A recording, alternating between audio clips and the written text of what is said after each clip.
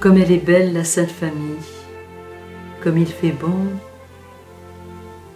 entrer dans ce foyer de charité, de tendresse et d'amour.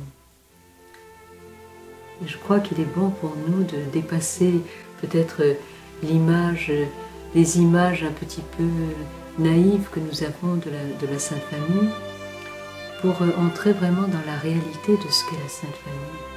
Il y a un très beau chant composé à la communauté qui dit « Sainte Famille de Nazareth, petite Trinité sur la terre, Jésus, Dieu sur la terre, Marie, épouse de l'Esprit, Joseph, ombre du Père, rendez-nous semblables à vous. » Et il continue « Joseph, mourant d'amour pour Marie, Marie, mourant d'amour pour Jésus, Jésus, mourant d'amour pour le monde, rendez-nous semblables à vous. » Et c'est vrai qu'on voit dans cette icône comme une circulation d'amour. Ça rappelle l'icône de la Trinité, où chacun est tourné vers l'autre dans un mouvement de don de soi.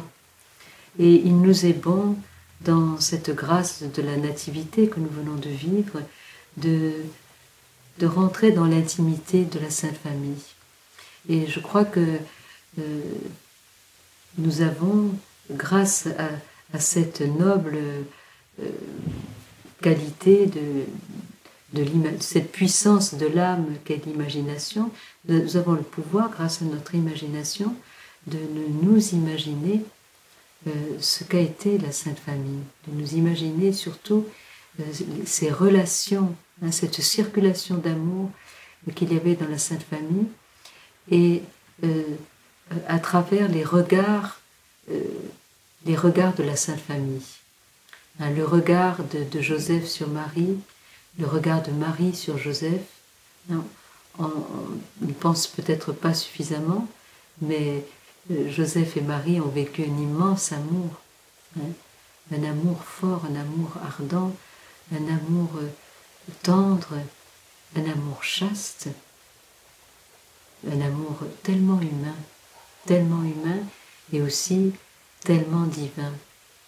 Et je crois que de plonger dans ce mystère, dans cette présence, d'entrer par la foi, d'entrer par la prière, dans la présence de la Sainte Famille, de faire mémoire dans le sens fort en hébreu, vraiment faire zarar, ce qui signifie faire mémoire, c'est quelque chose de très très fort, c'est-à-dire que on rend présent quelque chose qui vient d'ailleurs, on rend présent quelque chose qui a été vécu à une autre époque, mais en faisant mémoire, alors on le rend présent. Et en le rendant présent, on peut s'emparer de cette grâce qui nous est donnée à travers ce qui a été vécu par Marie, par Joseph, par Jésus, au sein de cette sainte famille, de ce foyer, comme Dieu voudrait que soient tous les foyers. Ce foyer de lumière, ce foyer de tendresse, ce foyer de charité, ce foyer de paix, de joie aussi. Je crois qu'il y a dû non seulement avoir des sourires, mais des rires et des éclats de rire au cœur de la Sainte Famille.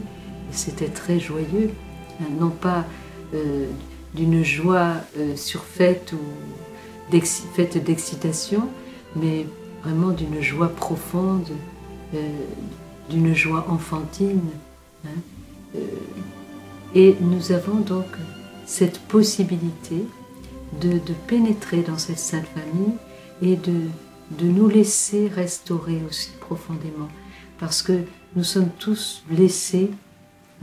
On a parlé la semaine dernière de l'enfant blessé, de l'enfant qui pleure, et cet enfant a besoin d'être consolé. Cet enfant a besoin d'être reconnu.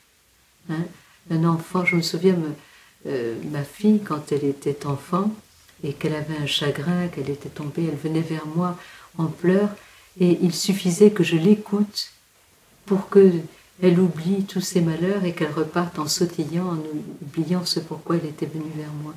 Et je crois que c'est ainsi que nous devons être, dans cette simplicité des enfants. Et pour entrer dans la Sainte Famille et entrer dans cet échange de regards. Parce que nous sommes tous blessés par des mauvais regards, ou parfois par l'absence de regard.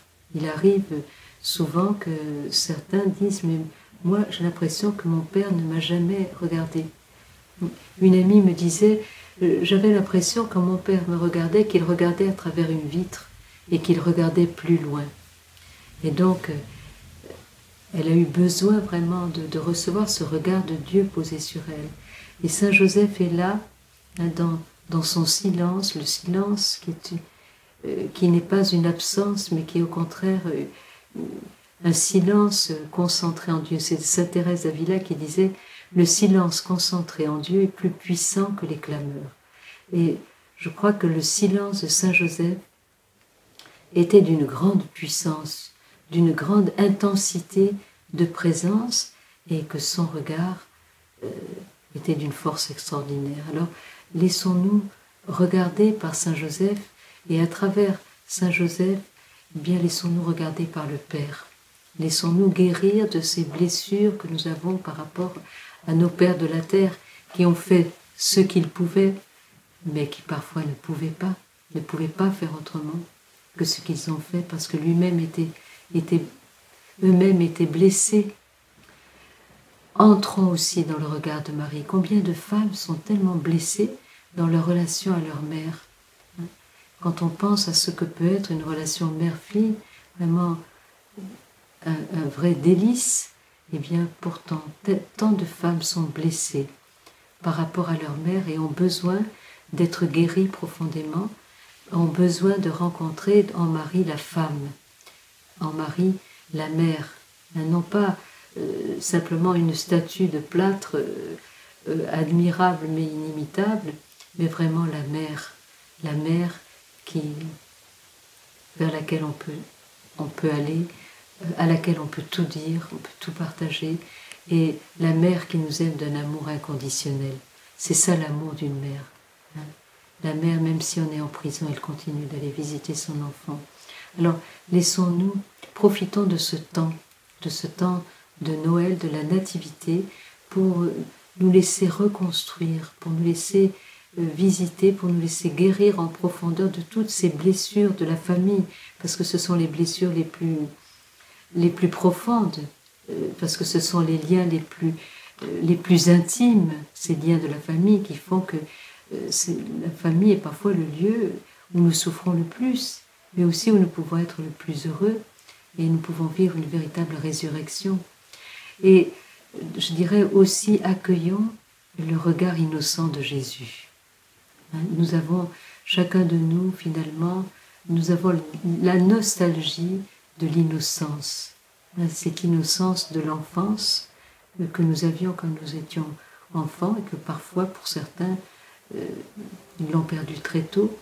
Eh bien, nous avons besoin de ce regard pur et innocent d'un enfant qui nous dit aussi l'innocence de Dieu, qui nous dit la tendresse de Dieu, qui vient nous restaurer dans notre intégrité. Je crois que c'est très très beau ce que nous avons à vivre, ce qui nous est donné de vivre au cœur de la Sainte Famille, qui est comme une porte d'entrée pour entrer dans le cœur de la Trinité et vivre pleinement vraiment cette grâce d'être enfant de Dieu, d'être fils et fille du Très-Haut. Alors, bonne grâce de la Nativité, et n'oubliez pas de vous saisir de cette possibilité qui vous est offerte gratuitement pour votre plus grand bonheur.